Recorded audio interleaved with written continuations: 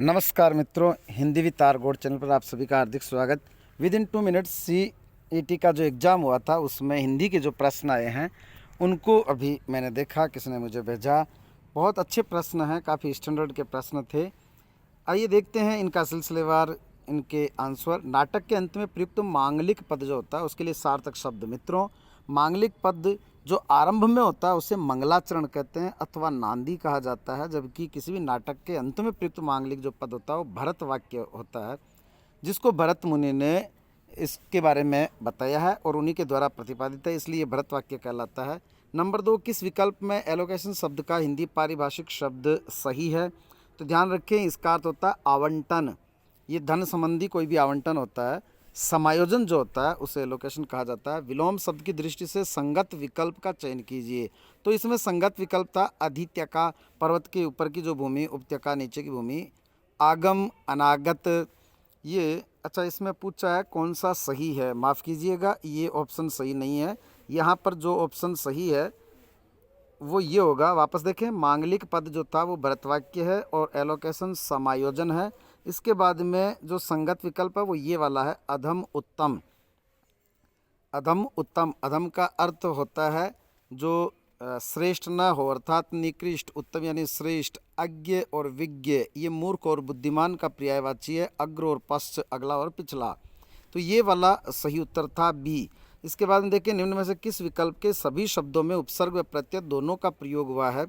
तो ये वाला जो ऑप्शन है जिसमें दोनों का प्रयोग हुआ है वो ये है, विचारणीय, पारिवारिक, औत्पत्तिक। इसमें उत्पत्ति मूल शब्द है और उत्पत्ति में उत उपसर्ग है, पारिवारिक में परि उपसर्ग है और फिर उसमें एक प्रत्यय लगा है, मूल शब्द बीच में वार है। विचारणीय में अनीय प्रत्यय अथवा ईय प्रत्यय, जिसमें वी उपसर्ग और चार जो शब्द है वो है और उसके बाद में अनीय प्रत्यय। उसमें व्यंजन वर्णों के संदर्भ में कौन सा विकल्प सुमेलित नहीं है?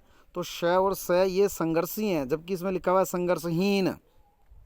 तो इस प्रश्न का उत्तर ए होगा, कौन सा सुमेलित नहीं है ये पूछा था।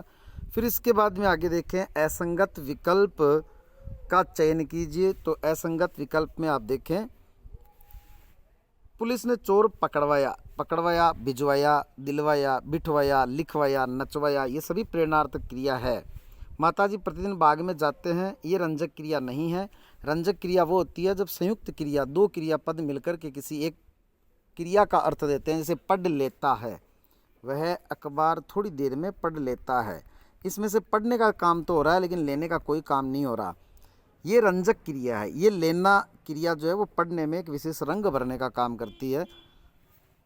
इसके बाद में लड़के मैदान में दौड़ रहे हैं, जी ये अकर्मक क्रिया है। उसने सेव खाया, ये सकर्मक क्रिया है। निम्न में से कौन सा शब्द संज्ञा से निर्मित विशेषण नहीं है? ऐसे प्रश्नों में सदैव ये देखा जाना चाहिए सबसे पहले चारों शब्द जो है वो विशेषण है या नहीं है। यदि हैं तो उसके बाद में आगे चेक करें कि वो संज्ञा से बने हुए हैं या फिर और किसी से। तो दानवीय, निंदित, मानवीय, मानवीय दृष्टिकोण, दानवीय व्यवहार, निंदित पक्ष अथवा निंदित व्यवहार, विशेषण की यही परिभाषा होती है, यही पहचान होती है। उसके आगे हम कोई न कोई संज्ञा जोड़ सकते हैं, लेकिन चिंतन ये विशेषण ही नहीं है। चिंतन विशेषण नहीं है, अतः ये तीनों तो विशेषण हैं और ये एक विशेषण नहीं है, अतः ये उत्तर हो गया। इसको हम बोलेंगे कि ये संज्ञा से निर्मित विशेषण नहीं है, तो इसमें उत्तर होगा सी। इसके बाद में आगे बढ़ते हैं, किस विकल्प में तत्पुरुष समास का प्रयोग नहीं हुआ है? तो यहाँ आप देखें, ख्याति को प्राप्त, सेवा से निवृत्त, शपथ के लिए पत्र। तो ये इस तरह से ये तीनों तो तत्पुरुष समास है। अंधविश्वास ये कर्मधारय समास है, जिसमें है कि अंधा होकर के किया गया विश्वास, ऐसा व्यक्ति जो अंधा होकर के विश्वास करे, अतः वो तत्पुरुष समास नहीं है, कर्मधारय है। तो ये इसमें उत्तर हो गया जी। आगे बढ़ते हैं, निम्न में से शुद्ध वाक्य का चयन कीजिए। भाषा में धीरे धीरे शब्द लोप हो जाते हैं, गलत, लुप्त हो जाते हैं। उज्जैन में अनेक दर्शनीय स्थल देखने योग्य है। जब दर्शनीय आ गया उसका अर्थ ही देखने योग्य है, तो ये योग्य नहीं आएगा, ये भी गलत। उसके बाद में उसने मेरे शब्दों पर ध्यान नहीं दिया, उसने मेरी बात पर ध्यान नहीं दिया। शब्दों पर ध्यान नहीं दिया जाता, शब्द सुने जाते हैं, बात पर ध्यान दिया जाता है, अतः ये भी गलत। उसे परम सत्ता पर विश्वास नहीं, यद्यपि यहाँ पर आना चाहिए उसे परम सत्ता में विश्वास है, लेकिन मैं, पे, पर तीनों ही अधिकरण कारक की विभक्ति है, अतः यहाँ पर भी गलत नहीं है। इस दृष्टि से यहाँ पर शुद्ध वाक्य का चयन हम करेंगे डी।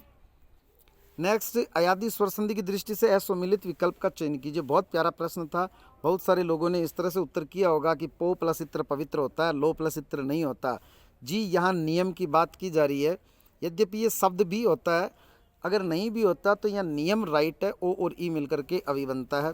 विनय प्लस अक बराबर विनायक। अब आप खुद सोचें, जब यहाँ पर अय मात्रा लगी हुई है तो यहाँ पर अय की मात्रा है, अतः विनय प्लस अक यहाँ पर आय की ध्वनि बनी है, तो विधेय प्लस अक यहाँ पर भी डबल मात्रा होनी चाहिए थी। इस बात पर कई लोगों ने ध्यान नहीं दिया होगा और यही इसमें उत्तर होगा बी। ये असुमेलित विकल्प है, इसमें होना चाहिए विधेय प्लस अक। मित्रों, नए साथी हमारे चैनल को सब्सक्राइब करें, आप अपने सुझाव दें, कमेंट करें। धन्यवाद।